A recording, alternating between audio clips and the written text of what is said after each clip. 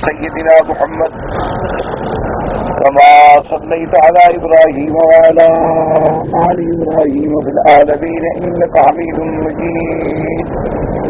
قال الله تبارك وتعالى في كلامه المجيد: أعوذ بالله من الشيطان الرجيم. بسم الله الرحمن الرحيم. أيشركون ما لا يخلق شيئا وهم يخلقون ولا يستطيعون لهم نصرا ولا أنفسهم ينصرون وإن تدعوهم إلى الهدى لا يتبعوكم سواء عليكم أدعوتموهم أم أنتم صامتون. إن الذين تدعون من دون الله عباد أمثالكم فادعوهم فليستجيبوا لكم إن كنتم صادقين. ألهم أرجل يمشون بها أم لهم أيدي يبطشون بها أم لهم أعين يبصرون بها أم لهم آذان يسمعون بها قل ادعوا شركاءكم ثم كيدون فلا تنظرون. إن ولي الله الذي نزل الكتاب وهو يتولى الصالحين. والذين تدعون من دونه لا يستطيعون نصركم ولا أنفسهم ينصرون وإن تدعوهم إلى الهدى لا يسمعوا وتراهم ينظرون إليك وهم لا يبصرون. قال المؤلف والمفسر رحمه الله تعالى: أدام النفع بعلومه وعلومكم في الدارين آمين. إلى أن قال: ثم قال تعالى: ولا يستطيعون لهم نصرا. جن کی تم عبادت کرتے ہو عابدیہم، اپنے عبادت کرنے والوں کی یہ مدد کرنے کے قابل نہیں، مدد نہیں کر سکتے، بلکہ ان کی مدد کیا کریں گے؟ ولا انفسهم ينصرون، اے ولا لانفسهم ينصرون ممن ارادهم بسوء، اور اگر کوئی ان کو نقصان پہنچائے تو اپنی جان، اپنے نفس کی بھی حفاظت نہیں کر سکتے. کما کان الخلیل علیہ الصلاۃ والسلام يكسر أصنام قومه ويحينها غاية الإهانة، جیسے کہ سیدنا ابراہیم الخلیل علیہ الصلاۃ والسلام انہوں نے بتوں کو توڑ ڈالا اور ان کی سخت اہانت کی ٹکڑے ٹکڑے کر دیا. کما اخبر تعالی عنہ فی قولہ، جیسے اللہ پاک نے خبر دی ہے سیدنا ابراہیم علیہ السلام کے قصے میں: فضرب علیہم ضربا بالیمین، یعنی راغ کا معنی ہوتا ہے روغان خفیہ طریقے سے داخل ہونا، خفیہ طریقے سے اندر پہنچے اور مارا ان کو پوری قوت سے. یمین کا معنی ہوتا ہے دایاں، تو دائیں ہاتھ میں زیادہ اللہ نے قوت رکھی ہے یہ سار سے، تو معنی یہ لیا جاتا ہے کہ پوری قوت و شدت کے ساتھ سیدنا ابراہیم علیہ السلام نے ان کے آلہہ باطلہ، ان کے جھوٹے خداؤں کو توڑ پھوڑ کے رکھ دیا. فجعلهم جذاذا الا كبيرا لهم لعلهم الیہ یرجعون. اور سیدنا ابراہیم علیہ السلام نے ان کے خداؤں کو، ان کے بتوں کو توڑ کے ٹکڑے ٹکڑے کر دیا کہ شاید اس ذریعے سے ان کو ہدایت ملے، کہ جب یہ آ کر اپنا آنکھوں سے مشاہدہ کریں گے کہ بھئی ہمارے یہ خدا تو ٹوٹے پھوٹے پڑے ہیں، یہ اپنے آپ کو نہیں بچا سکے تو ہماری کیا مدد کریں گے، تو شاید اللہ کی طرف لوٹ آئیں. ورنہ ابراہیم علیہ السلام کا مقصد یہ تھا، کیونکہ انبیاء علیہ السلام کا مقصد ہدایت ہوتی. انبیاء علیہ السلام اگر جہاد بھی کرتے ہیں تو اس میں بھی مقصد ہدایت ہوتی کہ جب کوئی قوم بالکل آخری حدوں پہ آ جائے اور اسلام دشمنی میں وہ اتنا آگے بڑھ جائے کہ اب اس کے فساد کو تلوار سے روکنے کے بغیر کوئی ذریعہ نہ رہے تو پھر جہاد کیا جاتا ہے. اسی لیے فرماتے ہیں وَكَمَا كَانَ مُعَاذُ بْنُ عَمْرُ بْنِ الْجُمُوحِ مُعَاذ بْنِ جَبَلٍ رَضِيَ اللَّهُ تَعَالَى عَنْهُمَا فَكَانَا شَابَّيْنِ قَدْ أَسْلَمَا فما قدم رسول الله صلى الله عليه وسلم المدينة فكان يعدوان بالليل على أصنام المشركين يكسرانها ويتلفانها ويتخذانها حطبا للأرامل ليعتمر قومهما بذلك ويرتؤوا لأنفسهم.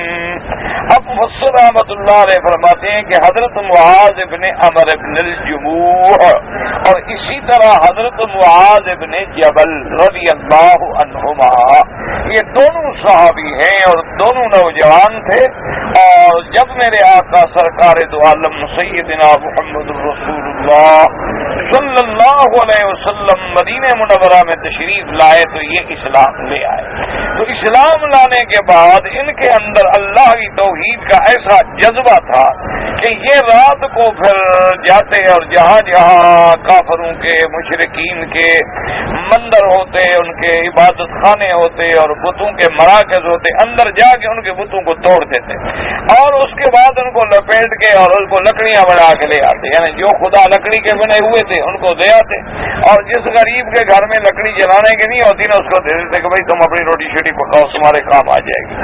تو اور ان کا مقصد بھی یہ تھا کہ لوگ سمجھیں گے کہ بھئی جو ٹوٹ گئے اور جو آگ میں جل رہے ہیں یہ کیسے خدا بن سکتے ہیں. اور اگر مثلا یہ لیا جائے کہ یہ تو خدا نہیں، جن کی یہ صورتیں ہیں وہ مدد کرنے والے ہیں، تو اپنی صورت کی تو مدد کرتے نا. انہوں نے تو پھر اپنی صورت کی بھی تو مدد نہ کی. چلو ایک آدمی نے لات کے نام پہ بت بنایا ہے تو لات پہلے اپنا بت تو بچا لیتا نا جس کی عبادت کی جا رہی ہے. تو جب اس کو بھی نہیں بچا سکتا تو تمہاری مدد کیسے کر سکتا؟ اب اس کے بعد فرماتے ہیں کہ یرتول فکان امر من الجموع وکان سیدا فی قومی صنم یعبدہ ویطیبہ فکان یجیان فی اللیل ونکسان علی راسہ ویتقانہ بالعذارۃ. اسی طرح کہتے ہیں کہ امر من الجموع جو ہیں یہ کان سیدا فی قومہ، یہ اپنی قوم میں سردار تھا. اس لیے ہمیشہ یاد رکھیں کہ لفظ سید جو ہے یہ معنی میں استعمال ہوتا ہے سردار کے، یعنی کوئی آدمی اپنے قبیلے کا بڑا ہے تو اس کو بھی کہا جاتا ہے سید القوم، یعنی اے رئیس القوم. سید فلان، سید الاوس، سید الخدرج، یہ بنی اوس کا بڑا ہے اور یہ بنی خدرج کا بڑا ہے، اس لیے ان پر اطلاق ہوتا تھا کہ اسی لیے حضور پاک صلی اللہ علیہ وسلم نے فرمایا تھا قوموا الی سیدکم، اٹھو بھی اپنے سردار کی طرف اس کی مدد کرو. تو اس لیے لفظ سید ہمیشہ یاد رکھو کہ اس کا معنی ہوتا ہے سردار، قوم میں بڑا، جس کو اللہ نے عزت دی ہو، بڑائی دی ہو. اچھا، اور ایک اطلاق ہوتا ہے سید کا سیدنا حسن رضی اللہ اور حسین رضی اللہ تعالیٰ عنہ، کیونکہ حضور نے ان کے بارے میں بھی ارشاد فرمایا تھا کہ ان ابنی ھذا سید، کہ سیدنا حسن جو ہے رضی اللہ تعالیٰ عنہ میرا بیٹا جو ہے یہ بھی سردار ہے. اور لعل اللہ ان یصلح بہ بین فئتین عظیمتین، حضور نے فرمایا کہ میرے اس بیٹے کی وجہ سے اللہ دو بہت بڑی جماعتوں میں صلح کا ذریعہ بنا دیں گے. اسی طرح حضرت حسن و حسین رضی اللہ عنہما کے بارے میں آتا ہے سیدہ شباب اہل الجنہ. اسی طرح سیدہ فاطمہ الزہرا رضی اللہ تعالی عنہا کے بارے میں آتا ہے سیدۃ نساء اہل الجنہ فاطمہ الزہرا رضی اللہ تعالی عنہا. تو اب یہ بات بھی یاد رکھیں کہ پھر بعد میں جن لوگوں کا نسب، یعنی جو نسباً حسنی ہیں یا نسباً حسینی ہیں، جن کا نسب ملتا ہے ان پر بھی پھر لفظ سید کا اطلاق ہونا شروع ہو گیا. تو ورنہ یاد رکھیں کہ سید بھی نفس ہی قوم نہیں ہے، قوم تو قریش ہے، قوم تو بنی ہاشم ہیں. سرکار دو جہاں صلی اللہ علیہ وسلم بھی قریش سے ہیں اور آپ کا وطن قریش جو ہے وہ بنو ہاشم سے ہے، لیکن حضور تو انبیاء کے بھی سید ہیں، انا سید ولد آدم، اور اللہ کی تمام مخلوق کے سید و سردار ہیں. تو لہذا اس لفظ کا اطلاق باعتبار نسب اور باعتبار حسب تو ان لوگوں پہ ہوگا جن کا خاص تعلق بنے گا سیدنا حسن سے، سیدنا حسین سے، سیدہ فاطمہ سے، لیکن باعتبار لقب جو ہے یہ کسی بھی سردار کو، کسی بھی عالم کو، کسی بھی بڑے آدمی پر اطلاق کیا جا سکتا ہے۔ اب وہ فرماتی ہیں کہ وہ جو تھے وہ اپنی قوم کے بڑے تھے اور ان کا ایک بت بھی تھا اور ان کا ایک معبد خانہ بھی تھا، اور وہ روزانہ جب آتا تو اپنے بت کی عبادت کرنے کے لیے وہ یہ طیب ہو اور خوشبو لگاتا، اس کو اچھی طرح باقاعدہ تھا کہ اس کا احترام کرتا۔ وَكَانَ يُجِيئَانِ فِي اللَّيْلِ بِنَقْصَانِهِ عَلَىٰ رَأْسِهِ وَالْتَقَانِهِ بِالْحَضْرَةِ، اور یہ دونوں جو تھے حضرت معاذ بن عمرو بن الجموع اور معاذ بن جبل رضی اللہ تعالی عنہما، حالانکہ ان کی قوم کے ہیں، یعنی عمرو بن الجموع جو ہے وہ سردار ہے، معاذ بن عمرو بن الجموع ہیں، ان کی اولاد میں سے ہیں، لیکن یہ جب دونوں آتے تو اس کے عبادت خانے میں داخل ہو جاتے اور اس کا جو بت رکھا تھا نا اس کو الٹا سر کے بل کھڑا کر دیتے، ٹانگیں اس کی اوپر کر دیتے اور سر نیچے کر دیتے، اور گندگی رہ کے اس کو ساری مل دیتے۔ وہ تو آگے اثر لگاتا تھا نا، یہ جا کے گندگی لگا دیتے۔ بھائی جی عمرو بن الجموع فیرا باسن بھی فیکسرو طیب ہوئے تو اندہ سیفن یقول له انتصر۔ اب عمرو بن الجموع جب آتے وہ آگے دیکھتے کہ ما سن ابھی ہی میرے خدا کے ساتھ یہ کس نے کیا، تو خدا الٹا ہو گیا، سر نیچے ہے اور ٹانگیں اوپر ہے اور ساری گندگی لگی ہوئی، تو وہ بیچارہ پھر یہ لے جاتا خدا کو غسل کرواتا، اس کو نہلاتا، اس کو صاف کرتا، اس کو بناتا، اس کو پھر خوشبو لگاتا، اور پھر اس نے یہ کیا کہ ایک تلوار جو تھی نا وہ بھی آ کے ساتھ رکھ دی اپنے خدا کے کہ بھی اب اگر کوئی تمہیں چھیڑنے آئے تو کم از کم اپنی مدد تو کرو نا، تم اپنے آپ کو بچانے کے لیے دشمنوں کو مار دیا کرو، تو وہ تلوار بھی اس کے ساتھ۔ ثم یہودان لمثل ذلك ویہود الی ثنیہ ایضا حتی اخذاہ مرۃ فقرناہ مع کلب میت وَتَلَّيَاهُ فِي حَبْلٍ فِي بِئْرٍ هُنَاكَ، اور اسی طرح بہرحال وہ تو پھر روزانہ آتے، وہ تو اسی طرح آگے کرتے رہے، وہ تلوار کیا اٹھائے، جس کو گندگی لگا رہے ہیں تو نہیں روک سکتا، تو تلوار اٹھانے کے لیے کون سا اس کے بازو ہیں کہ وہ اٹھ کے مقابلہ کرے گا۔ وہ اسی طرح کرتے رہے حتیٰ کہ ایک دفعہ تو نے ایسا کیا کہ اس کے اس بت کو لے کر ماں کلب میت نے کتا مرا ہوا پڑا تھا اس کے ساتھ اس کو باندھ دیا، پھر اس کو رسا ڈال کے کنویں میں لٹکا دیا، ساتھ کتا بھی لٹک رہا ہے اور وہ بت بھی لٹک رہا ہے۔ فلما جاء عمرو بن الجموع ورأى ذلك نظر فعلم انما كان عليه من الدين باطل۔ اب جب عمرو بن الجموع آیا تو پہلے تو خدا کو ڈھونڈا، خدا ملا نہیں، اس کو تلاش کیا، پھر تلاش کرتے کرتے آیا تو کیا دیکھتا ہے کہ وہ تو ہمارا بت جو ہے جس کو خدا بنایا ہوا تھا وہ تو ایک مردہ کتے کے ساتھ رسی میں بندھا ہوا ہو الٹا کنویں میں لٹک رہا ہے۔ تو دیکھ کے کہنے لگا کہ معلوم یہ ہوتا ہے کہ ہم جھوٹے دین پہ ہیں، سچا دین نہیں۔ اگر یہ سچا خدا ہوتا تو ایسا تو نہ ہوتا نا۔ تو اس کو بات جو تھی دماغ میں بیٹھ گئی اور اس کے بعد اس نے شعر کہا، اللہ لو کنت الہا مستدن لم تکن القلب جبان فی کرن۔ وہ کہنے لگا خدا کی قسم اگر تو خدا ہوتا نا سچا تو کبھی ایسا نہ ہوتا کہ تو کتے کے ساتھ بندھا ہوا ہوتا، معلوم ہوتا ہے ایسے جھوٹ ہے بس ہم کام۔ ثم اسلم وحسن اسلامہ، اس کے بعد وہ اسلام لے آئے ماشاءاللہ، اللہ تبارک و تعالی نے ان کو اسلام نصیب کر دیا، فحسن اسلامہ، اور پھر ماشاءاللہ اپنے اسلام پہ ہمیشہ جمے رہے۔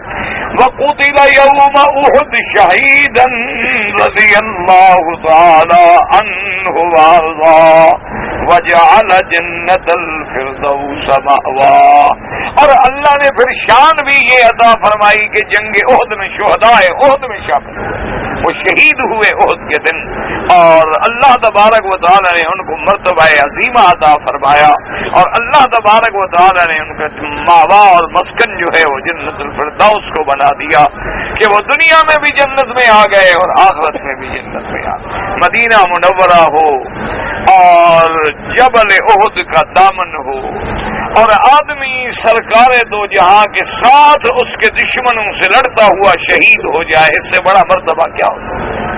یعنی وہ تو جبل ہی ایسی چیز ہے کہ اس تو پہاڑ کو دیکھنا جو ہے وہ کتنا عظیم چیز ہے، کیونکہ وہ حضور کا محبوب ہے، اور جو اس محبوب کے دامن میں اللہ نے جن کو چن لیا اور جگہ عطا فرما دی، اور پھر وہ کتنے خوش نصیب ہیں کہ سرکار دو عالم رحمت للعالمین صلی اللہ علیہ وسلم ہفتے میں ایک دن تشریف لے جاتے شہداء احد.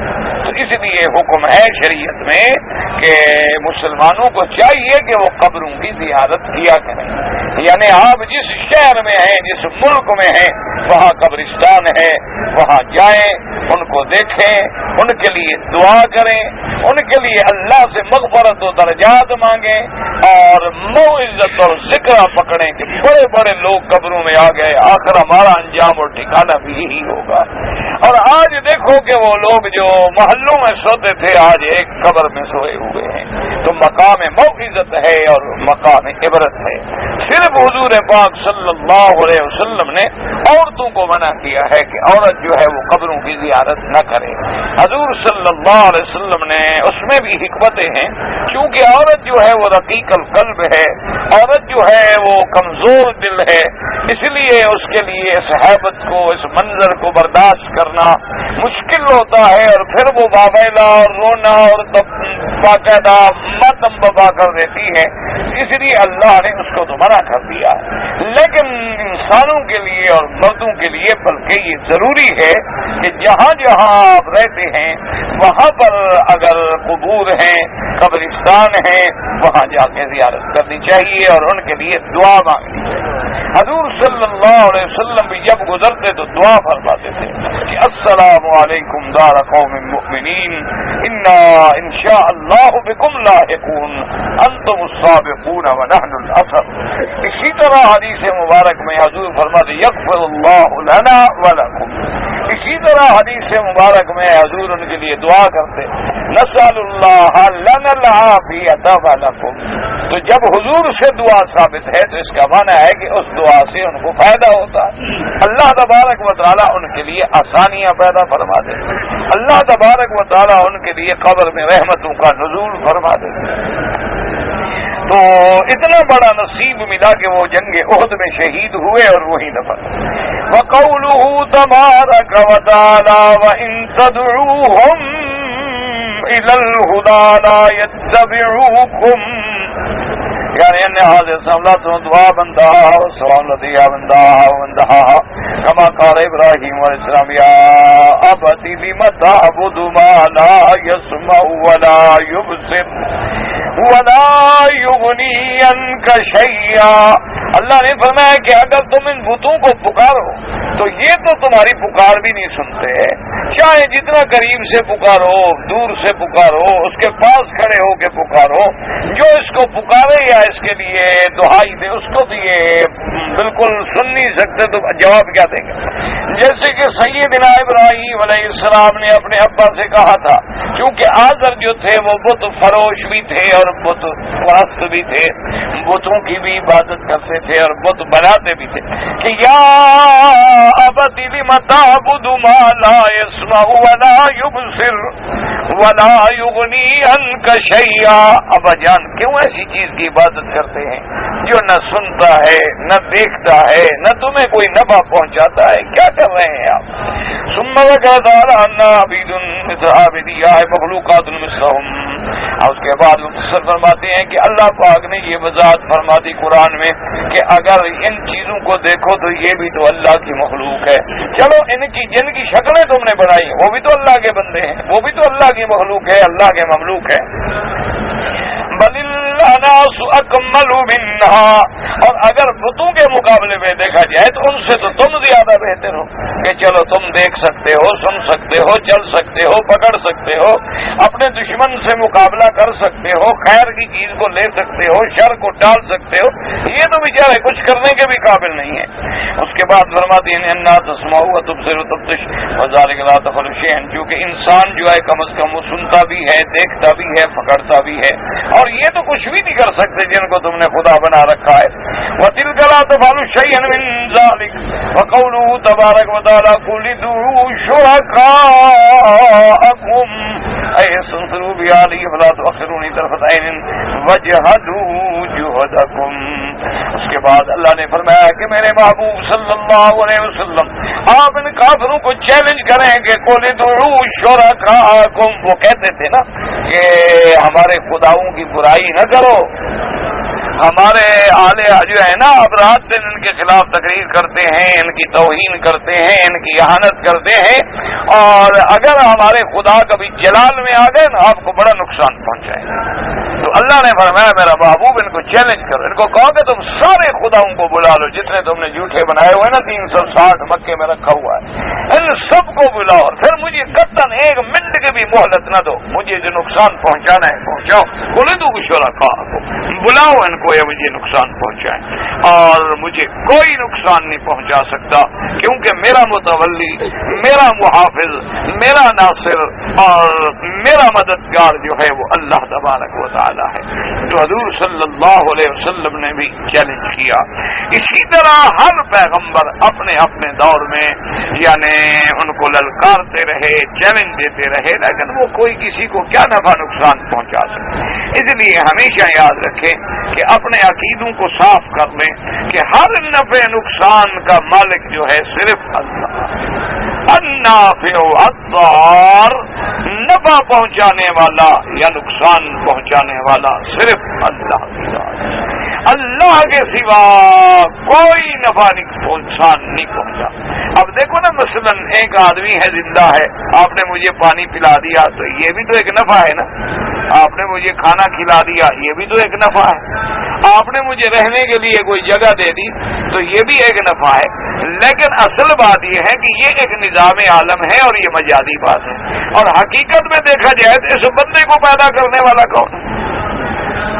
تو گویا یہ بھی تو اللہ کی طرف سے۔ اور اسی طرح دوسری بات جو ہے وہ یہ یاد رکھیں کہ کبھی آپ دیکھیں کہ بھائی کے گھر میں جاؤ تو نہیں آنے دیتا، حقیقی بھائی ہوتا ہے، ایک ماں باپ ہیں لیکن اللہ نے دل میں بغض ڈال دیا ہے، وہ شکل دیکھنے کے لیے بھی تیار نہیں۔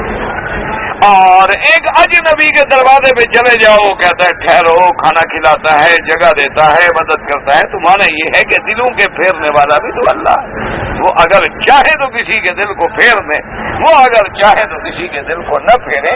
لیکن یہ جن کی تم نے عبادت کر رکھے ہے اور ان کو نفع نقصان کا مالک سمجھتے ہو، وہ تو اپنے نفع نقصان میں بھی اللہ کے محتاج ہیں، وہ تو ہر حال میں اللہ تبارک و تعالیٰ سے مدد مانگتے ہیں۔ اسی لیے آپ دیکھیں کہ جب سیدنا نوح علیہ السلام پہ مشکل وقت آیا تو اللہ سے مدد مانگی، حضرت سیدنا سلیمان علیہ السلام، داؤد علیہ السلام سب نے اللہ سے مدد مانگی، حضرت یعقوب علیہ السلام، یوسف علیہ السلام کس سے مدد مانگتے ہیں؟ قال انما اشکو بثی وحزنی الی اللہ، کسی نے کہا وافوض امری الی اللہ، کسی نے کہا حسبنا اللہ ونعم الوکیل، کسی نے کہا لا الہ الا انت سبحانک انی کنت من الظالمین، کسی نے کہا الا تغفر لی وترحمنی اکن من الخاسرین، کسی نے کہا رب انی مسنی الضر وانت ارحم الراحمین، کسی نے کہا رب انی مغلوب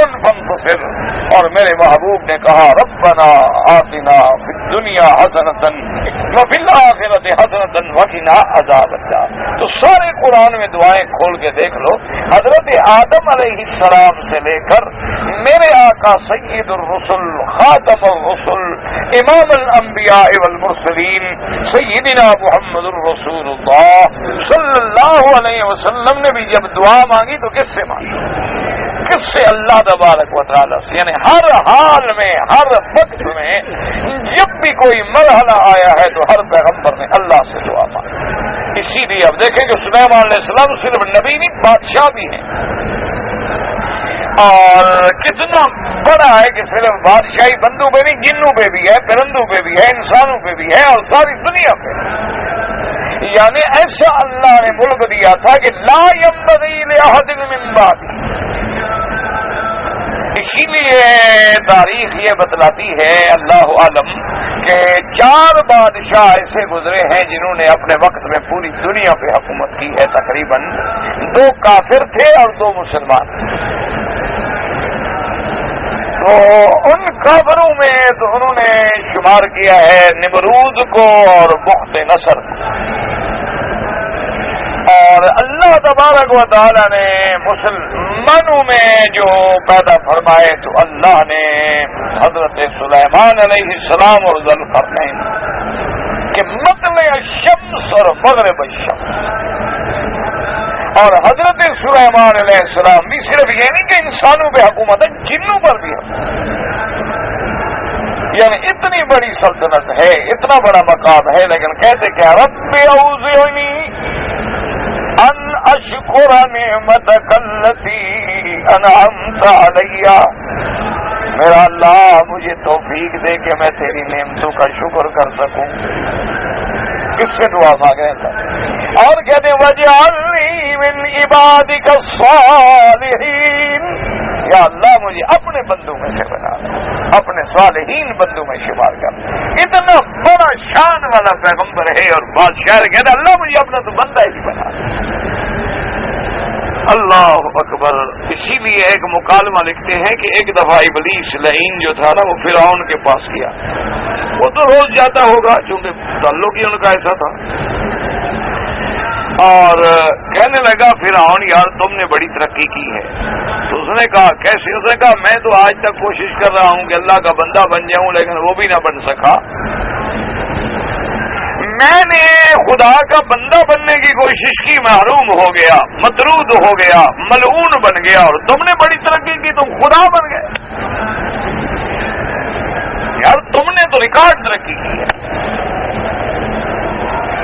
تو شیطان نے جب اس کو پریس کیا نا تو فرعون بھی گھبرایا، اس نے کہا کہ جس کو اتنا استدراجی قوتیں ہیں، طاقتیں ہیں، تصرفات ہیں، وہ بھی ڈر رہا ہے، تو کہنے لگا پھر کیا خیال ہے میں چھوڑ دوں؟ ہے تو میرا دعویٰ ہی خدا تھوڑا ہوں ہے۔ اس نے کہا نہیں اب تم بن گئے ہو تو بنے ہی رہو، بس اب چلنے دو خدائی کو جب تک گاڑی چلتی ہے،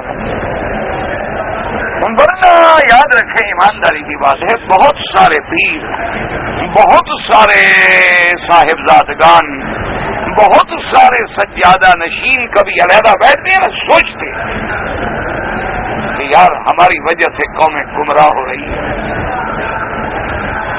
ہماری وجہ سے شرک و بدعت کے دروازے کھل گئے، ہماری وجہ سے یہ حجرے اور مجرے اور قوالیاں اور گانے اور یہ تماشے اور سرکسیں اور میلے ہمارے اولیاء اللہ کی قبروں پہ لگے ہوئے ہیں، ان کو بھی بیٹھ کے کبھی دل دھڑکتا ہے، سوچتے ہیں، لیکن پھر کہتے ہیں یار چل رہی ہے گاڑی، اگر یہ بند کریں گے تو آمدنی تو ختم ہو جائے گی، چلنے کا وہ ٹھیک دیکھا جائے، ورنہ سوچ ان کو بھی پڑتی ہے، آخر انسان ہے، ان کا بھی کبھی کبھی ضمیر جو ہے نا اندر سے چیختا ہے، پکارتا ہے کہ یہ کیا ہے آخر، کہ ایک طرف تو ہم کہتے ہیں کہ یہاں پر 40 سال بیٹھ کے حضرت علی حجویری رحمت اللہ علیہ نے عبادت کی، اور ہم ان کے عرس پہ میلے لگواتے ہیں، ایک طرف تو ہم کہتے ہیں کہ جی حضرت معین الدین چشتی رحمت اللہ علیہ نے 90,000 ہندوؤں کو کلمہ توحید پڑھایا اور ہم لوگوں کو مشرک بنا رہے ہیں،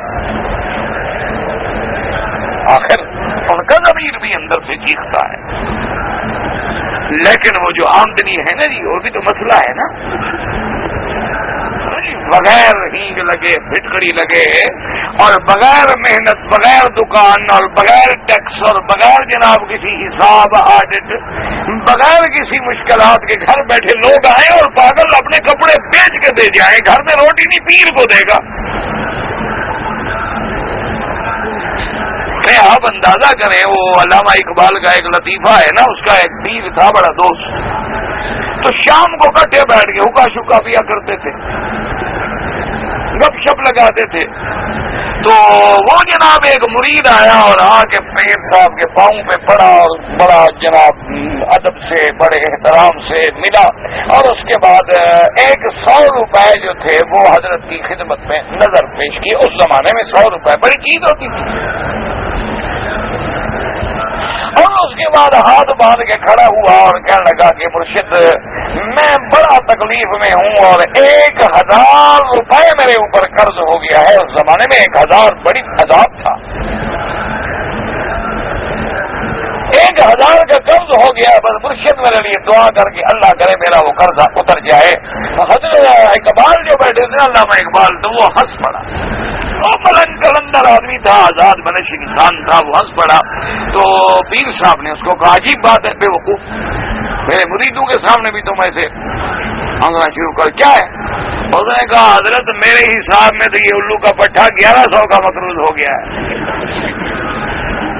1000 اس نے پہلے دینا تھا اور 100 آپ کو دے دیے، بدبخت قرض خواہ کو دے گیا تو 900 تو بچتا، تمہاری دعا جو لگے گی اس کا مجھے پتا ہے، تمہاری دعاؤں کو میں جانتا ہوں، یہ غریب 1000 کے بجائے 1100 کا مقروض ہو گیا بدبخت، یہ تم جیسے مچھندر کو دینے کے بجائے قرض خواہ کو دے کے آ جاتا تو کم از کم 900 تو رہ جاتا، 100 تو اتر جاتا۔ تو اس نے کہا ابھی اقبال تمہاری دوستی کا بڑا نقصان ہے، تم ہمارے ایسی باتیں کر دیتے ہو کہ میرے مرید جو ہے وہ بدزن ہو جاتے ہیں۔ کیا بدزن ہو جاتے ہیں؟ وہ عقل کی بات کر، خدا کے لیے ان لوگوں کو کیوں تم لوگوں نے اندھیرے میں رکھا ہوا؟ اس لیے ہمیشہ یاد رکھیں آدمی کا ضمیر اندر سے چیختا، یہ نہیں ہے کہ ضمیر آپ کو نہیں جھنجھوڑتا۔ ایمان سے کہیں کیا آپ کو ضمیر نہیں جھنجھوڑتا کہ میں عشق نبی کا دعویٰ کرتا ہوں اور روزانہ اٹھ کے شیو کرتا ہوں؟ آپ کا ضمیر مر گیا، مردہ ہو گیا کہ آپ کیسے کہتے ہیں سبحان اللہ سبحان اللہ، حضور کا نام آئے صحیح، نام چوم رہے ہو محمد کی سنت پہ، اس میں پھروا رہے ہو ظالموں۔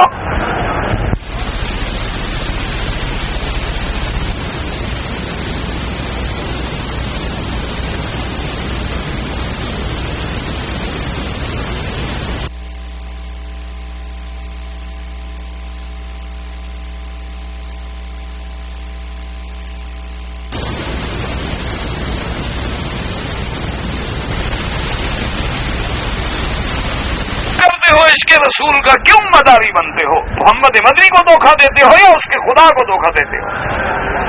کس کو دھوکہ دے رہے ہو؟ یہ آدمی تازہ شیو کرا کے روزے کے سامنے جھوم جھوم کے سلام پڑے، شرم نہیں آتی؟ اللہ کا عذاب سے ڈر نہیں آتا کہ میں اتنا گستاخ ہو گیا ہوں کہ آج محمد مدنی کے سامنے آ گیا؟ اسی لیے بزرگ نے کہا تھا کہ مجھے کعبہ جاتے ہوئے ڈر لگتا ہے کہ میں جاؤں اور اگر آواز آ جائے کہ بیرون در چکرتی کہ درون خانہ آئی، کہ باہر بدبخت تم کیا کر رہے تھے کہ بندہ بھی آ گئے ہو تو پھر اپنے آپ کو بدلو خدا کے لیے، نہیں بدل سکتے ہو تو خدا کے کعبے کو اور محمد مدنی کے روزے کی توہین نہ کرو۔ سیدھی بات ہے، نہ لوگوں کو توہین تو نہ کرو کہ یار مدینے کیا بدلا کچھ نہیں، یار یہ مکہ شریف گیا تھا عمرہ کر کے آیا، کہتا روز 10 طواف کرتا تھا، زمزم پیتا تھا، ملتزم کو لگتا تھا، جیسے کیا تھا اسی طرح کا واپس آیا۔ پر کم از کم اللہ کے گھر کی اور میرے محمد مدنی کے روزے کی توہین تو نہ کرو۔ اس سے بہتر ہے کہ ہم ڈر سے دور رہیں۔ بڑے بڑے علماء کو میں نے دیکھا ہے، بڑے بڑے اولیاء اللہ کو میں نے دیکھا ہے، الحمدللہ ثم الحمدللہ۔ ہم تو دھیلے کے بھی نہیں ہیں، ہم تو گناہگار بد کردار ہیں، لیکن بڑے لوگوں کو زیارت تو کی ہے، دیکھا ہے دور سے۔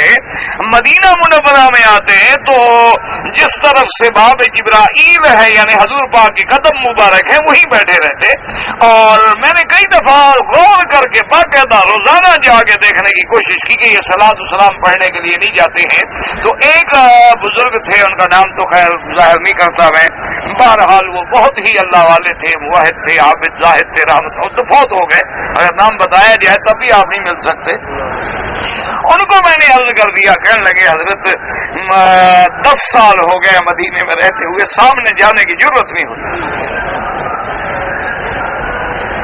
یہ قدموں میں بھی جگہ مل گئی تو غنیمت ہے، نجات ہو جائے۔ تم بڑے بہادر ہو بھائی، تمہاری جرتوں کا کیا کہنا ہے بھائی؟ نہ تمہارا ضمیر بیدار ہوتا ہے، نہ تمہیں خدا کا خوف آتا ہے، نہ میری بیٹیاں بہنیں کعبے میں ایسے طواف کر رہی، اللہ معاف کرے جیسے کوئی کلب میں پھر رہی، منہ کھلا ہوا ہے، میک اپ ہے، سنگار ہے، باریک کپڑے ہیں، لون کے سوٹ ہیں، ٹانگیں نظر آ رہی ہیں، بدن نظر آ رہا ہے، اندر کی بنیاد کا رنگ نظر آ رہا ہے، اور خدا کے کعبے میں ہے، بڑی بہادر عورت ہے بھائی۔ خدا کے لیے کم از کم جو 4 دن اللہ کعبہ نصیب کرے، ایک چادر بازار سے لے کر دے تو لمبی سی چادر ڈال دے، کچھ تو حیا کا، جب واپس جاؤ پھینک دے بس۔ تمہیں اگر یہ سیدہ فاطمہ الزہرا کی چادر حیا پسند نہیں ہے تو پھینک دینا، لیکن یہ سوچ لینا کہ قیامت میں سیدہ فاطمہ منہ نہیں لگائے، اس کو ان بے حیا عورتوں کی ضرورت نہیں،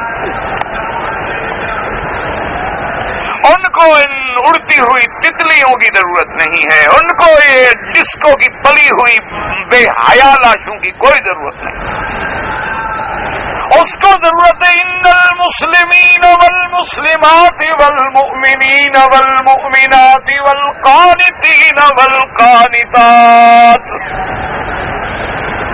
اللہ نے یہ مسلمان عورتوں کی صفتیں بیان کی، والصائمین والصائمات والحافظین لفروجہم والحافظات والذاکرین اللہ کثیرا والذاکرات، کہ میرے نبی کی بیوی ہے اور جناب رسی باندھ کے بیٹھی ہے کہ ذکر کرتے کرتے نیند آ جائے تو جھٹکا لگے بیدار ہو جاؤ۔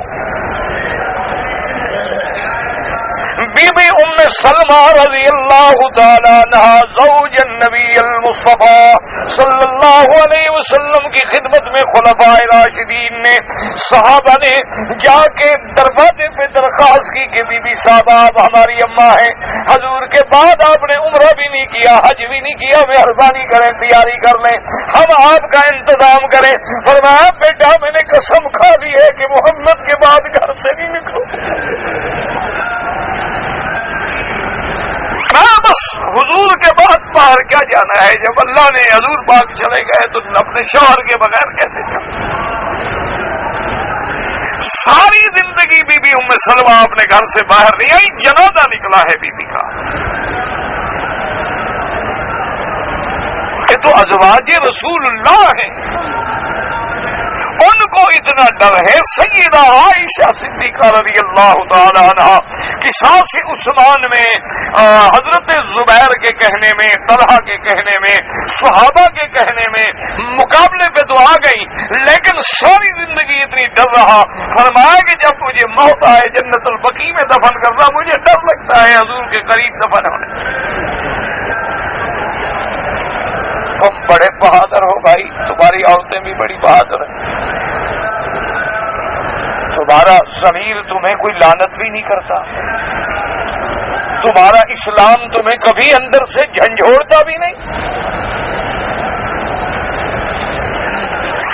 عشق رسول کا دعویٰ کرتے ہوئے کبھی شرم بھی نہیں آتا کہ سگریٹ پی رہا ہے اور قوالیاں کہتا ہے اور پان کھا رہا ہے اور تمباکو کھا رہا ہے، اور یہ بڑا عاشق رسول۔ اچھا عاشق رسول ہے بدبخت، اگر ہم گلاب و مشک سے بھی منہ دھو ڈالیں تو حضور کا نام لیتے ہوئے ڈر لگتا ہے، اور ہم سے تو بعض گناہگار کروڑ درجے اچھے تھے۔ ایک تھا عبد الحمید ادم سید تھا، وہ بھی شاعر تھا، شرابی تھا، اللہ بخش دے، مر گیا بیچارہ۔ مرنے کے بعد سب کے لیے دعا کیا کرو، منزل بڑی مشکل ہے قبر کی۔ اس کو دوستوں نے، ساتھیوں نے مجبور کیا، انہوں نے کہا یار تم کیسے ہو ادم، اتنے بڑے پائے کا تو شاعر ہے، تیرا نام ہے دنیا میں، اور تم نے 1000 غزلیں لکھی ہیں، کہانیاں لکھی ہیں، پتہ نہیں کیا کیا تم نے بکواسات لکھے ہیں، کبھی حضور کی شان میں بھی قصیدہ لکھو۔ کہنے لگا میں ڈرتا ہوں اس گندے منہ سے کیسے نام لوں، یہ کہہ کے بے ہوش ہو گئے، روتے روتے بے ہوش ہو گئے۔ کہنے لگا مجھے ڈر لگتا ہے، میں چاہتا ہوں لیکن میں شرابی ہوں، میرے منہ میں شراب کی بدبو ہے، سگریٹ کی بدبو ہے، کیسے محبوب کا نام لوں، کیسے ان کی شان میں قصیدہ لکھوں۔ اللہ کے بندے، میں تو حیران ہوتا ہوں ایمان سے جب اپنی بیٹیوں کو بے باکی سے سینہ تان کے حجر اسود پہ لڑتے ہوئے دیکھتا ہوں۔ غیر مردوں سے ویسے چل کے گزریں گے ماجال ہے کہ جناب ذرا احساس ہو کہ میں کعبے میں ہوں، میں کسی پکنک پہ آئی ہوئی ہوں، میں کسی بیچ پہ ہوں، سمندر کے کنارے کی سیر کر رہی ہوں، میں کہاں کھڑی ہوں؟ مجال ہے آنکھ نیچی کریں۔ ایک دوست ہے، اس کی بیٹی تھی نوجوان بالکل، یعنی کم از کم 25-30 سال کی لڑکی، تو اس کے والد سے میرے بڑے تعلقات تھے، وہ بیچارے فوت ہو گئے، اللہ ان کی قبر پہ رحمت کرے۔ تو وہ آگے ایک دن کہنے لگے کہ جی مجھے فلاں آدمی کے گھر جانا ہے اور اس کا گھر آپ جانتے ہیں، میں نے کہا جاؤ تو آپ مجھے وہاں پہنچا دیں۔ اب میں چپ کر کے بیٹھا ہوں، سوچ رہا ہوں کہ بھئی یہ کیسے پہنچا دوں، ایک لڑکی ہے اور اس کو علیحدہ لے کے جانا، اس کا گھر وہاں سے کافی دور ہے۔ تو میں سوچ رہا تھا کہ اللہ کوئی سبب بنا دے، کوئی ایسا آدمی آ جائے، کوئی ایسی خواتین آ جائے، تو وہ الٹا مجھے کہتی کہ جی آپ میرے ساتھ چلتے ہوئے ڈرتے؟ میں نے کہا ہاں جی میں ڈرتا ہوں۔ کیوں، کیا بات ہے؟ No problem.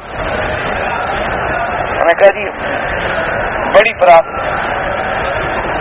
کیوں؟ میں نے کہا اللہ نے فرمایا ہے کہ کسی غیر عورت کے ساتھ چلو تو تیسرا شیطان ہوتا ہے۔ کہ نہیں آپ تو ہمارے لیے بڑے واجب۔ میں نے کہا بس بیٹھ جائیں، کوئی آدمی آتا ہے یا میں کوئی حل کرتا ہوں ان کو بلانے کا، میں آپ کے ساتھ نہیں جا سکتا۔ وہ ناراض ہو گئے، تعلقات توڑ دیے کہ آپ نے ہماری توہین کی ہے۔ اچھا جی ٹھیک ہے بھائی، میں تو آپ خود بدکار آدمی ہوں، گناہ گار آدمی، اپنے گناہوں سے ڈر رہا ہوں، مجھ میں ہمت نہیں ہے۔ اللہ نہ بچائے تو ہم تو ایک منٹ نہیں بچ سکتے۔ آپ اگر ہمارے عیب دیکھ لیں تو آپ تو ہم سے کتے سے بھی کم نفرت کریں جتنی ہم سے نفرت کریں۔ یہ تو اللہ نے ایک پردہ ڈالا ہے، اپنے دین کا کام لینا ہے۔ اللہ چاہے تو کسی فاسق سے لے لے، کسی فاجر سے لے لے، اللہ چاہے تو کبھی کافروں سے بھی کام لے لیتے ہیں، کبھی چاہے تو کسی جانوروں سے بھی کام لے لیتے ہیں۔ آخر وہ بھی تو جانور تھے نا جن پر سوار ہو کے میرے محبوب نے ہجرت کی ہے، اللہ نے کام لے لیا۔ اللہ ہمیں اپنے عیوب کا پتہ ہے کہ ہم کیا ہیں، اور ہم لوگوں کے سامنے اپنے آپ کو کس طرح پوز کرتے ہیں، اور ہمارا اندر کیا ہوتا ہے کہ جب ہم لوگ جلوت میں ہوں تو ہمارا حال کیا ہوتا ہے، اور جب ہم خلوت میں ہوں تو ہمارا حال کیا ہوتا ہے۔ مجھے تو بس آپ لوگوں پر امید ہوتی ہے کہ کبھی کسی دل والے نے شاید دعا کر دی تو اللہ بیڑا پار کر، اور کوئی عمل صالح نہیں جس پر آدمی حجت کر سکے یا امید کر سکے، صرف ایک دل میں لگتی ہے۔ کبھی کبھی میں جاتا ہوں ایسی جگہوں پر جہاں میرا تصور بھی نہیں ہوتا، وہاں کوئی مجھے بندہ ملتا ہے، کہتا ہے میں آپ کے لیے رات کو رو کے دعا کرتا ہوں، اور میں سمجھتا ہوں وہی میری جان ہے۔ بس کسی دل والے کی دعا تہجد کے وقت نکل گئی اور اللہ نے فریاد سن لی، تو اسی نقل کو اللہ لاج رکھ لیں کہ میرا قرآن لے کے بیٹھتا تھا میرے کعبے کے سامنے، اب اس کو جہنم میں کیا ڈالتا ہے؟ تو بس اس وجہ سے نجات ہو جائے، ورنہ عمل سے نجات نہیں ہو سکتی۔ آپ لوگ بھائی بہرحال بہادر ہیں، آپ جانے، آپ کا کام جانے، ہم تو رو سکتے ہیں، فریاد کر سکتے ہیں، کبھی غصے میں کوئی لفظ زیادہ نکل بھی جاتا ہے تو معاف کیا کریں۔ بہرحال مقصد تو تمہاری خیر خواہی ہوتی ہے، تمہاری ہدایت ہوتی ہے، بہتری ہوتی ہے کہ تمہارے ساتھ کوئی میری مخالفت تو کوئی نہ، کوئی جھگڑا ہے نہ مجھے تو اللہ جانتا ہے، یہ تالے بیٹھے مجھے ایک آدمی کا نام بھی نہیں آتا۔ آپ یقین فرمائیں گے میرے پاس یہ 20 سال سے پڑھنے والے لوگ ہیں، مجھے ایک بندے کا نام نہیں آتا، میں ایک بندے کا گھر نہیں جانتا، واسطہ ہی نہیں آتے ہیں، پڑھ لیا نہ ہے جزاکم اللہ خیر، نہ لینا ہے نہ دینا ہے، نہ ہدیہ ہے نہ نذرانے ہیں نہ دعوتیں ہیں، نہ یہ اللہ نے مزاج بنایا ہے، نہ طبیعت بنائی ہے کہ ہم اس کے لیے ذرائع پیدا کریں، حالات پیدا کریں۔ لوگ تو سمجھتے ہیں نا کہ میں جناب یہ دیکھو جی کبھی وکیل صاحب بلوچی ٹوپی پہنتے ہیں، کبھی خدا میرا جانتا ہے میں کیوں پہنتا ہوں، تاکہ مجھے کوئی پہچانے نہیں، مجھے ملا ہی نہیں کوئی، بس شکل بدل گئی، لباس بدل گیا، سب کر کے اپنا گزر گیا. کیا ہے کہ ہم خام خواہ استاد جی لوگ ملتے ہیں بیچارے. چلو بھائی اگر اور شکل میں ہوں گے کوئی بندہ جانتا ہے, کوئی مجھ سے بھی پوچھتے ہیں آگے جی مولوی مکی صاحب کو آپ جانتے ہیں؟ میں نے کہا ہاں وہ شام کو درس میں ہوں گے اس جگہ. یہ اللہ نیتوں کو جانتا ہے, اللہ دلوں کو جانتا ہے کہ فیشن کرنا مقصد ہے یا اپنے آپ کو مٹانا اور چھپانا مقصد ہے. اور یہ بھی اللہ تبارک و تعالی جانتا ہے کہ ہم لوگ کیا ہیں اور کس حال میں ہیں. یہ تو بس اس کا کرم ہے, اس کے نام لیوا ہیں, اس کے میراثی ہیں, اس کی توحید کے دائی ہیں. وہ بس خیرات دے دیتے ہیں, بھیج دیتے ہیں. بس آپ میرے لیے دعا کیا کریں اور میں تو بہرحال آپ سب کے لیے کرتا ہوں, تمام مسلمانوں کے لیے. جو میری گندی زبان ہے, جیسے میری ٹوٹی پھوٹی الفاظ ہیں, میں تو الحمدللہ کبھی نہیں بھولتا. درس والوں کو بھی اور سننے والوں کو بھی اور آنے ملنے والوں کو بھی میں تو کہہ یا اللہ مجھے تو کسی نے بھی عزت دی ہے, تو بدلہ دے سکتا ہے. میں تو خود فقیر ہوں, محتاج ہوں, میں کیا بدلہ دوں گا کسی کو؟ میری کیا طاقت ہے کہ میں ان کا بدل اتار سکوں. لیکن ایک بات کا خیال رکھا کریں, جب مکے مدینے میں آئے نا ذرا ہوش کے ساتھ. یہ مقام ذوالجلال ہے, بڑا ہوش کیا کریں. اور جب مدینہ منورہ میں حاضری ہو تو ادب سے. اللہ اپنے حضور کا بے ادب برداشت نہیں کرتا.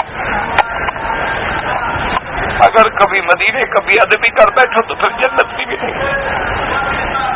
ادب سے 2 دن جاؤ, 1 دن جاؤ, سال کے بعد جاؤ, ادب کے ساتھ. زبان پہ درود ہو, تواضع ہو, آنکھ نیچے ہو, ہر نماز جماعت کے ساتھ ہو. اور جتنی دیر اللہ نصیب کرے, یا درود شریف پڑھتے رہو یا قرآن پڑھتے رہو. بس یہ 2 وظیفے یاد کر لو. اب دور گزر گیا, اب کوئی پیر شیر نہیں ہے. اب اکثر کاروباری ہیں, مداری ہیں.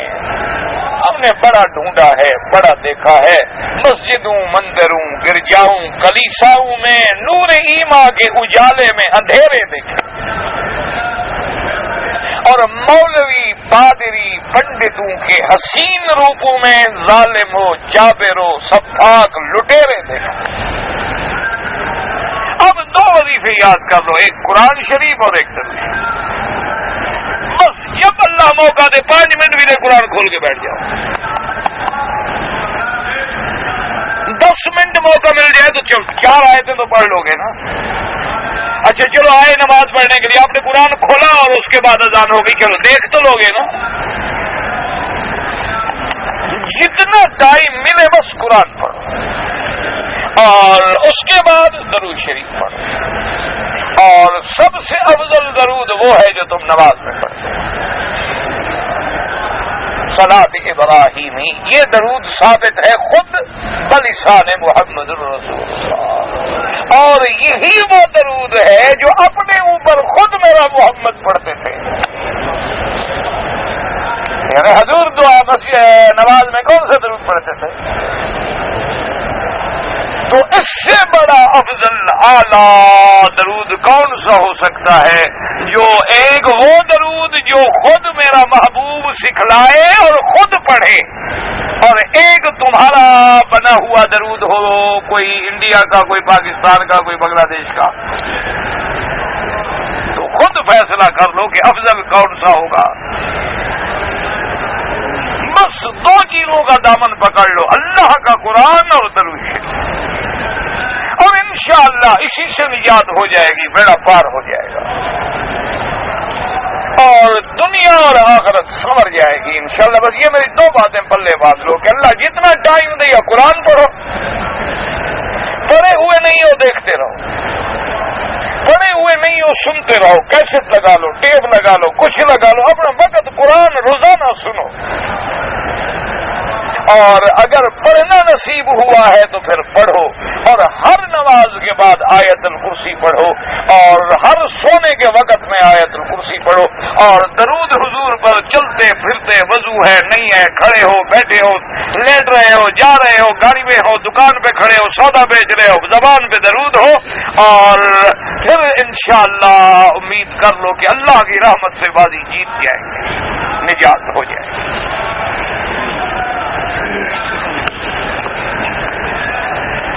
میرے پاؤں میں لبانہ جو ہے، لبانہ کہتے ہیں چیونگم، وہ جو چوستے رہتے ہیں لوگ، پاؤں میں لگ گیا تھا تو نماز ہو گیا؟ ہاں جی ہو گیا، وہ کوئی پلید تو نہیں ہے بابا، لوگ کھاتے رہتے ہیں، تو کوئی لوگوں کا یہ بھی شوق ہے، پتہ جانتے ہو چیونگم کیا ہوتی ہے؟ چباتے ہیں نا، وہ ہم چباتے رہتے ہیں کہ بھئی منہ ہلتا رہے۔ اب دشمنوں نے اس کے اندر بھی اللہ کی رحمت دیکھو کہ ہمیں برباد کرنے کے لیے اس میں بھی حرام ملا دیا ہے۔ ایک بطور خاص چیونگم بنائی گئی ہے، وہ کسی عورت کو کھلاؤ نا تو عورت شہوانیت سے پاگل ہو کے کپڑے پھاڑ کے باہر نکل جاتی ہے گناہ کے لیے۔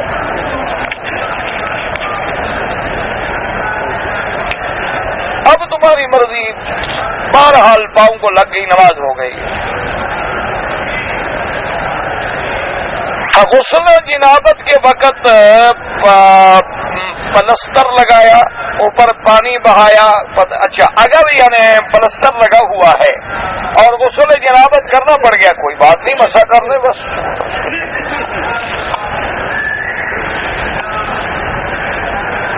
جناب پاکستان سے آیا، احرام بھول کے جدہ پڑھا، مالی حالت بھی اچھی نہیں ہے کہ بکری رکھوں، آئے تو آپ عمرہ کرنے کے لیے تھے، احرام تو گئے بھول، باقی یاد کیا رہا آپ کو؟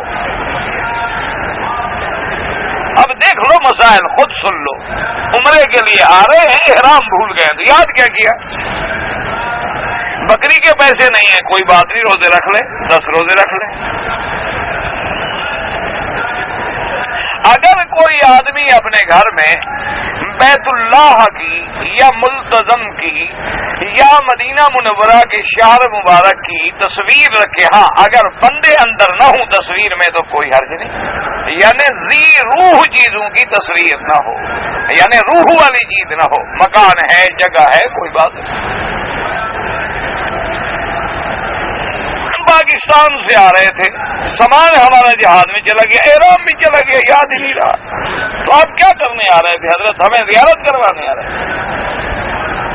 بہرحال آپ نے میقات سے تجاوز کیا ہے، ایک تو میقات کے عمرے سے بھی آپ محروم ہو گئے، کہ احرام آپ کا میقات سے ہوتا تو وہ چھوٹے حج کے برابر ہے، اور آپ نے باندھا جدے سے، وہ ثواب نہ ملا، اور ایک بکری بطور دم بھی دینی پڑ گئی۔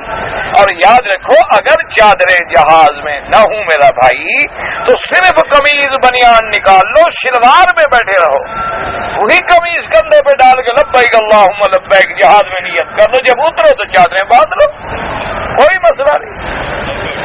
لیکن اگر یہ مسئلہ پہلے پوچھتے تو غلطی نہ ہوتی نا، آپ تو غلطی کرنے کے بعد مسئلہ پوچھتے ہیں، اب اس کا کیا علاج ہے؟ ایک آدمی روزہ نفلی رکھنا چاہتا ہے، لیکن اگر روزہ رکھے تو وہ زیادہ نفلی طواف نہیں کر سکتا کہ آخر روزے سے کمزوری ہو جاتی ہے، تو طواف افضل ہے یا روزہ افضل ہے؟ مکہ مکرمہ میں نفلی عبادات میں طواف افضل ہے، روزہ نفلی تو ہر جگہ رکھ سکتے ہو لیکن طواف اللہ کے گھر کے علاوہ کسی جگہ کا نہیں ہو سکتا، اس لیے جتنے دن اللہ مکہ شریف میں رہنا نصیب کرے تو کثرت سے طواف کرے۔ اگر میں نے 15 دن کے لیے آیا تھا، میں نے عمرے تو ماشاءاللہ کافی کیے، لیکن میں مدینہ منورہ میں صرف 6 نمازیں پڑھی، کوئی بات نہیں، چاہے ایک نماز بھی پڑھو تو کافی ہے، 1 گھنٹے کی حاضری بھی نصیب ہو جائے تو کافی ہے، کوئی پابندی نہیں ہے شریعت میں، 40 نمازیں تو فضیلت ہے، حکم نہیں۔ بیوی اور خاوند جو ہے اگر ایک جا نماز پہ کٹھے کھڑے ہو کے نماز پڑھ سکتے ہیں، بسترے پہ کٹھے سو سکتے ہیں، تو اللہ کی نماز پڑھنے میں جھگڑا ہے ان کا کچھ؟ اللہ کے بندے کیا ہو گیا، میاں بیوی کٹھے کھڑے رہیں، کیوں نہ کھڑے رہیں؟ حج حجر اسود کا لڑائی کر کے بوسہ نہیں دینا چاہیے. بوسہ دینا سنت ہے، لڑائی کر کے مسلمان کو تکلیف پہنچانا حرام ہے. اگر والدین وصیت کے بغیر، ہاں والدین کے لیے آپ عمرہ کریں، چاہے انہوں نے وصیت کی تھی یا نہیں کی تھی، کر سکتے ہیں. آپ بیوی کا عمرہ کرنا چاہتے ہیں، بیوی بیمار ہے، معذور ہے، تندرست نہیں ہے، کیا وجہ ہے؟ یا اس نے وصیت کی ہے، کوئی وجہ ہو تو پھر ٹھیک ہے، ورنہ نہیں. پھر اپنے لیے عمرہ کرو، اس کے لیے دعا کرو. رکن یمانی جو ہے بعض روایات میں یہ ملتا ہے کہ یہ بھی جنت کے پتھروں میں سے ہے. اور جو آدمی رکن یمانی پہ آ کے ہاتھ لگائے، بسم اللہ اللہ اکبر اللہم انی اسألک العفو والعافیۃ ربنا آتنا فی الدنیا، تو اللہ کے فرشتے کہتے ہیں یا اللہ اس بندے کی دعا قبول فرما. تو یہ بھی بہت بڑی اہم اور فضیلت کی جگہ ہے کہ سرکار دو عالم صلی اللہ علیہ وسلم نے یہاں بھی ہاتھ مبارک لگایا ہے. مدینہ منورہ میں ہم جب جائیں تو حضور صلی اللہ علیہ وسلم کے روضہ مبارک کے سامنے کھڑے ہو کر صلاۃ و سلام جو پڑھیں گے تو الصلاۃ والسلام علیک یا رسول اللہ کہنا بالکل جائز ہے. الصلاۃ والسلام علیک یا حبیب اللہ. اور کتنے فاصلے پہ کھڑے ہوں، ایسے اندازہ لگائیں کہ آدمی اگر زندگی میں ہو تو کتنا فاصلہ، نہ دور نہ زیادہ قریب. اور ویسے بھی اندر تو کئی جالیاں مبارک ہے نا، مزار مبارک بہت اندر ہے، اس لیے جہاں بھی کھڑے ہو گئے کوئی ایسی بات نہیں ہے. لیکن پھر بھی نہ تو چیخا کرے اور نہ بالکل آہستہ، درمیانی آواز سے، ادب سے، خشوع سے، خضوع سے، اور بالکل دل میں یہ تصور ہو، یقین ہو کہ گویا میں حضور کو دیکھ رہا ہوں. تو پھر جتنا ادب ہوگا دل میں کہ اگر حضور سامنے ہوں اور میں دیکھ رہا ہوں تو کیا حال ہوگا میرا. میاں بیوی کا آپس میں پیار بھی ہے، محبت بھی ہے، سب کچھ ہے. میں کچھ ذہنی مریض ہوں، کبھی کبھی بغیر ارادہ، بغیر سوچے ہوئے میرے منہ سے طلاق لفظ نکلتا ہے. اگر وہ بالکل بیماری کی وجہ سے ہے، کیونکہ بعض اوقات ایک لفظ زبانوں پہ چڑھ جاتا ہے، مقصد طلاق نہیں ہوتا، نیت طلاق ویسے تو صحیح لفظ ہے، لیکن جب آپ ذہنی مریض ہیں تو بہرحال اپنی طرف سے کوشش کریں اس لفظ سے بچنے کی. انشاءاللہ اللہ رحمت کریں گے کہ نکاح قائم رہے گا. ویسے بہتر یہ ہے کہ ایسے مسائل جو نکاح، طلاق، علت، حرمت کے ہوں، دارالافتاء یہاں موجود ہے اور مفتیان کرام موجود ہیں، ان سے لکھ کے پوچھا کریں. سارے لوگ جو ہیں مثلاً ایک آدمی نے قرضہ لیا 1 لاکھ روپے اور اس نے کہا کہ 1 لاکھ روپے میں اس شرط پہ دوں گا کہ آپ اپنی یہ زمین جو ہے رہن رکھیں، اور جب مجھے قرضہ دیں گے تو میں واپس کر دوں گا. لیکن اس میں وہ کاش کر کے فائدہ بھی اٹھاتا ہے تو ناجائز ہے. یہی تو سود ہے. اور سود کیا ہوتا ہے کہ 1 لاکھ روپیہ قرضہ بھی پورا لے گا اور اتنے عرصے میں فصل بھی اٹھاتا رہے گا. اور سود کیا ہوتا ہے؟ رہن کا معنی یہ ہوتا ہے کہ بھی لکھ کے رکھ لیا جائے، منافع تو اصل مالک کا ہے کہ اگر خدا نخواستہ تیرا قرضہ نہ ملے تو تو اس کی جائیداد کو فروخت کر کے اپنا قرضہ حاصل کرنے کی سبب بنا سکے. یہ تو نہیں کہ اس کی آمدنی بھی کھاتے رہو. وہ بیچارہ 10 سال تمہیں 1 لاکھ نہ دے سکے، تم خود چپ رہو گے کہ جب 10 سال فصل تو اٹھا لوں، تو تم نے 10 سال میں 5 لاکھ کما لیا اور قرضہ بھی 13 لاکھ کھڑا ہے. بالکل ناجائز ہے.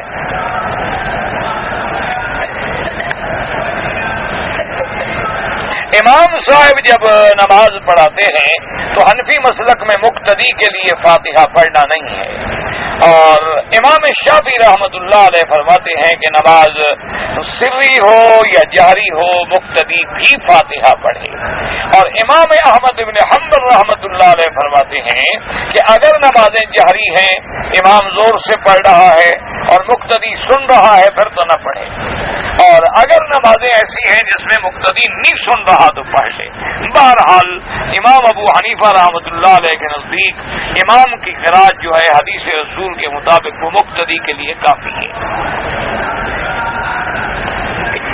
رمضان المبارک میں اعتکاف بیٹھنا بہت بڑی فضیلت ہے. سرکار دو جہاں صلی اللہ علیہ وسلم خود بیٹھے, صحابہ بیٹھے, خلفائے راشدین, ازواج مطہرات, اور پھر اللہ کے قرآن کا حکم ہے وَلَا تُبَاشِرُوهُنَّ وَأَنْتُمْ عَاكِفُونَ فِي الْمَسَاجِدِ.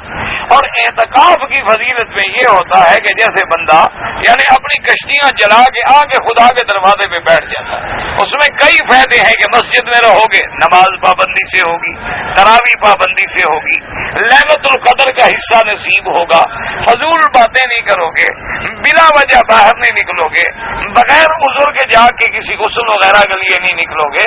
تو جب اتنی کثرت عبادت ہو اور آدمی گھر چھوڑ کے اللہ کے دروازے پہ ڈیرا ڈال لے تو اللہ کو بھی تو رحم آتا ہے نا بندے پہ. قیام اللیل یعنی رات کو جو تراویح کو بھی کہہ سکتے ہیں, تہجد کو بھی کہہ سکتے ہیں.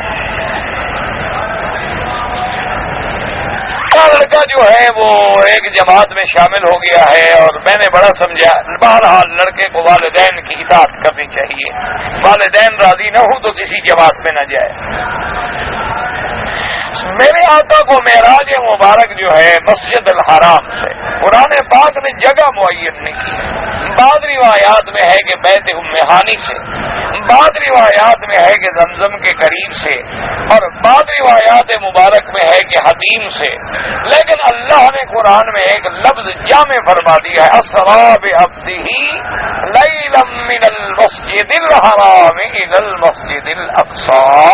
تو اب بیت ام ہانی بھی مسجد الحرام میں ہے, زمزم بھی مسجد الحرام میں ہے, اور حتیم بھی مسجد الحرام میں ہے.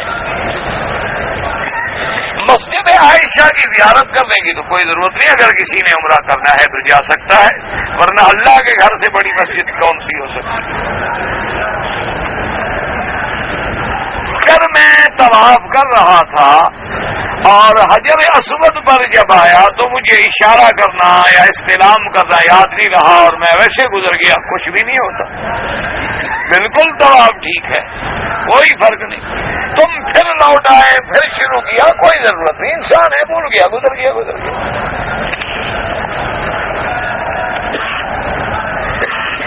میں احرام کی حالت میں تھا, حمام کی کنڈی کھولتے ہوئے مجھے زخم لگ گیا, خون نکل, کوئی حرج نہیں, کچھ بھی نہیں ہوتا تمہارے احرام کو, خون بھی تمہارا نکلا ہے اور جرمانہ بھی تم پر ہو. امام صاحب ظہر برآمدے میں کھڑے ہوتے ہیں, اگر دوسری طرف میں لوگ کعبے کے قریب ہوں تو کوئی حرج نہیں, اس طرف کوئی آگے نہ ہو. اللہ تعالی عالم علمہ ختم. اللهم صل على سيدنا محمد وعلى آل سيدنا محمد وبارك وسلم. ربنا تقبل منا انك انت السميع العليم وتب علينا انك انت التواب الرحيم. اللهم فرج هم المحمومين ونفس كرب المكروبين واقض الدين عن المدينين واشفنا واشف مرضانا ومرضى المسلمين. اللهم استرنا بسترك الجميل.